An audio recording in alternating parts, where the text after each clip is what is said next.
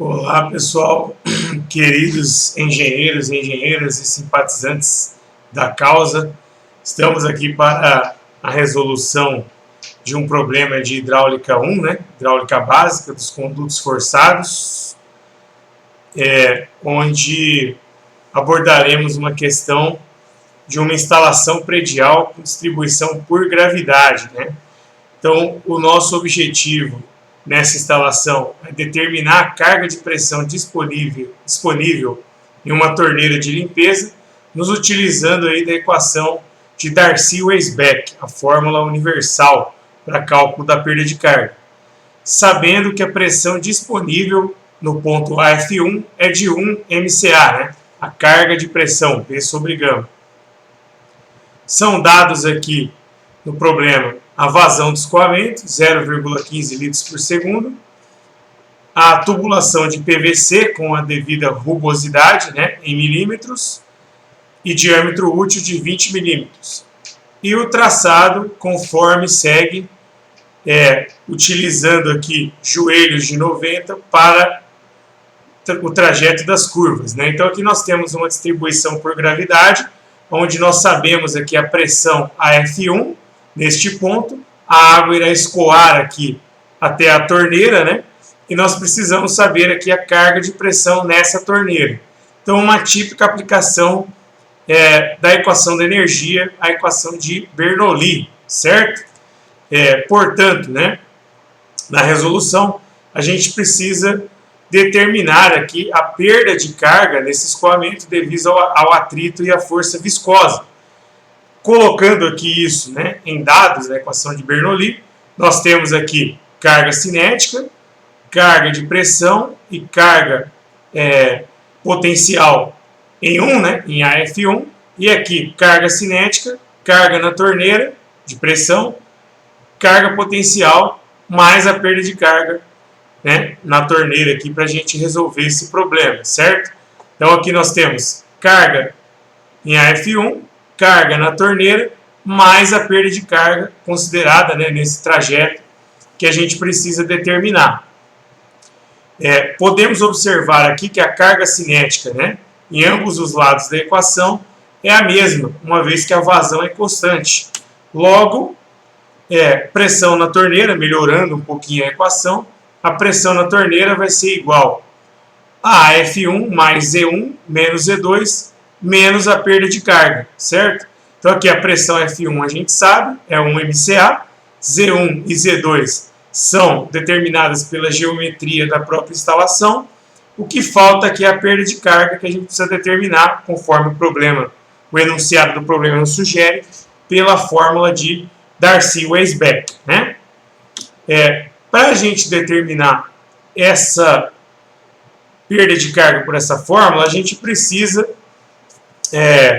do fator de atrito, que por sua vez depende aí do regime de escoamento e da rugosidade do material. E o regime do escoamento, obtido pelo número de Reynolds, a gente precisa da velocidade. Para a gente obter esse regime de escoamento a partir do número de Reynolds, a gente precisa da velocidade do escoamento, a qual a gente pode obter pela equação da continuidade, que já aparece aqui nesse slide. Então, nós temos aqui vazão igual a velocidade vezes a área, ou velocidade igual a vazão sobre a área. Aqui nós temos a vazão em metros cúbicos por segundo, aqui está em litro por segundo, multiplica-se por 10 a menos 3 para converter para metro cúbico por segundo, dividida pela área em metros quadrados, aqui o diâmetro de 20 milímetros já convertido para metro. Isso nos dá uma velocidade de 0,477 metros por segundo. Perfeito? O Reynolds, a partir dessa velocidade, vai ser V igual a 0,477 vezes 0,02, que é o diâmetro, dividido pela viscosidade do fluido. Então, velocidade vezes diâmetro, dividido pela viscosidade, que aqui no caso a viscosidade da água, água fria, 20 graus de temperatura, 10 a menos 6. A maioria dos problemas que nós iremos resolver, iremos utilizar esta viscosidade, salvo grandes variações de temperatura, certo? Então, 9.540, o número de Reynolds, acima de 4.000, esse regime é turbulento. Lembrando aí que Reynolds classifica, né, acima de 4.000 como turbulento, entre 2.000 e 4.000 regime de transição e menor de 2.000 regime laminar. Né? Essa informação é importante para a gente determinar o fator de atrito que compõe ali parte fundamental do cálculo da perda de carga. Considerando que o material é o PVC, né, com esta rugosidade, podemos considerar aí o regime de escoamento turbulento liso, né, pensando aí no diagrama de Moody que nós vimos lá na unidade curricular de fenômenos de transporte aqui do nosso curso do IFMS, campus Aquidauana. O fator de atrito pode ser determinado por esse diagrama de Moody, né, considerando esse Reynolds e essa rugosidade com diâmetro de 20 milímetros, ou pelas fórmulas da literatura, que é o caminho que nós abordaremos ao observar a rugosidade relativa e o número de Reynolds. Tendo aqui, né, epsilon sobre d igual a 0,006, né, sobre 20, aqui em milímetros, né, milímetro por milímetro, nós temos esse valor de rugosidade relativa e esse valor de número de Reynolds. Isso nos leva, né, à possibilidade de utilizar a equação 1 de Suomi-Jain. Né? Esses dados aqui estão encaixados dentro dos intervalos, né, limítrofes aí do uso dessa equação. Então, a rugosidade relativa, ó, 3 vezes 10 a menos 4. Essa equação se encaixa entre 10 a menos 6 e 10 a menos 2. Ok. Reynolds, 9 vezes 10 a terceira. Essa equação se encaixa entre 5 vezes 10 a terceira e 10 a oitava. Ok, posso usar ela. Poderia usar, né, aquela outra equação de Suomi, maior zona, que vale para qualquer tipo de escoamento? Poderia, só que ela é um pouco mais trabalhosa aí na calculadora. Né?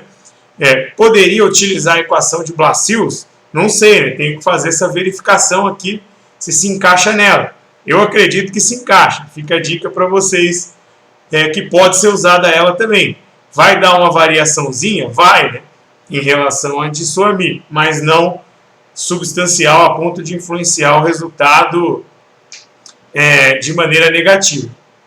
Bom, então, aplicando esses dados na equação, né, da fórmula de Suomi, entrei aqui com a rugosidade relativa em metros, diâmetro em metros e o número de Reynolds adimensional. Obtivemos aqui um fator de atrito de 0,0319, né? E a partir disso a gente pode aplicar a equação da perda de carga universal de Darcy para cálculo dessa parcela, né, da equação de energia, da perda de carga. Então sabemos o fator de atrito, certo? Agora a gente precisa, para completar a equação, do comprimento da tubulação, que no caso, né, no comprimento L da fórmula, fator de atrito acabamos de calcular, diâmetro 20 milímetros, né, ou 0,02 metros, e a carga cinética que V ao quadrado sobre 2G nós também possuímos, né? Temos a velocidade e a aceleração da gravidade, uma constante, né? Então a gente precisa dos comprimentos, que no caso são os comprimentos de tubos e os comprimentos equivalentes das conexões, né, daquela instalação, que são joelhos de 90 e um registro de gaveta. Aqui a gente se utilizando do método dos comprimentos equivalentes, né, onde transformaremos para efeito de cálculo cada conexão em metros de tubulação. Então, analisando a figura da instalação e consultando a tabela de comprimentos equivalentes, a gente tem aqui, né, comprimentos de tubo, somando todas as cotas que nós temos aqui, 5,30 metros. 4 joelhos de 90, cada joelho equivale a 1,20 m de tubulação, nós temos 4,80 metros. E um registro de gaveta aberto, 0,20 metros. Somando tudo isso, o L é igual a 10,30 metros, beleza? A tabela aqui de comprimentos equivalentes, que foi consultada para chegar nos dados apresentados, né? Então aqui nós temos o diâmetro de 20 milímetros, um joelho de 90, para esse diâmetro equivale a 1,20 metros de tubulação. Eu tenho 4, né? 4 vezes 1,20. Registro de gaveta, 0,2 metros de tubulação, certo? Então aqui eu tenho essa tabela para diversos diâmetros e diversas conexões em PVC, né? Tabela aplicável aí a PVC. Aplicando esses dados na equação de Darcy, a gente tem aqui, né, que a perda de carga é fator de atrito, comprimento, que a gente determinou, diâmetro, velocidade e aceleração da gravidade, 9,8.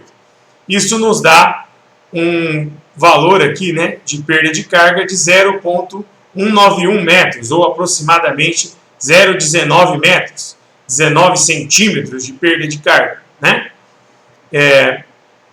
Retornando esse dado na equação de Bernoulli, né, nós vamos ter aqui uma pressão na torneira, né, considerando aqui PAF1 igual a 1, Z1, nos utilizando como plano de horizontal de referência o fundo, né, da instalação aqui desse quadro, onde eu estou passando o cursor, né, nós temos Z1 aqui, ó, 2,55, né, 1,70 mais 0,85, e Z2 aqui, que é o ponto da torneira, 0,80, né? Então, 1 mais Z1 menos Z2 menos a perda de carga calculada. Isso nos dá uma pressão na torneira de 2,559 metros, né?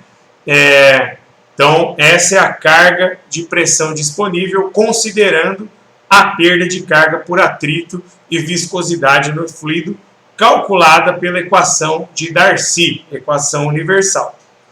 Indo um pouquinho além, né, nós poderíamos resolver, ou podemos resolver esse mesmo problema, nos utilizando aí da fórmula de H-Cial para cálculo da perda de carga, né, que é uma equação empírica, de origem empírica, que se encaixa bem nesse caso, né, de instalação predial de água fria. O problema sugeriu a resolução por Darcy, mas na prática profissional, nós aqui escolhemos, né, nós, vocês, engenheiros,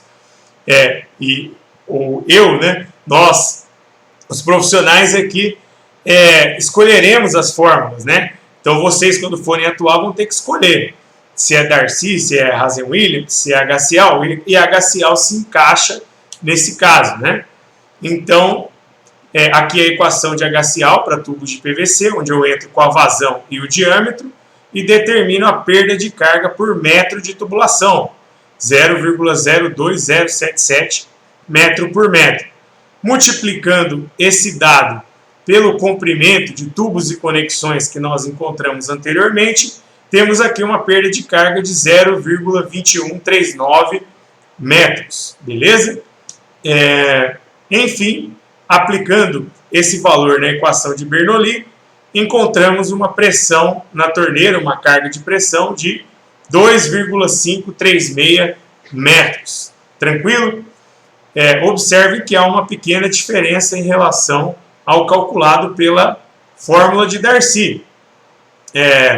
Por quê? Né? Ambas são fórmulas de origem empírica, né, que estudaram o comportamento do fluido e determinaram maneiras de se calcular esse comportamento do fluido, né? Então, ó, em Darcy nós obtivemos 2,559 e H-Cial 2,536, porém valores bem aproximados, né? A gente pode ver que as duas fórmulas são bem confiáveis aí para o cálculo.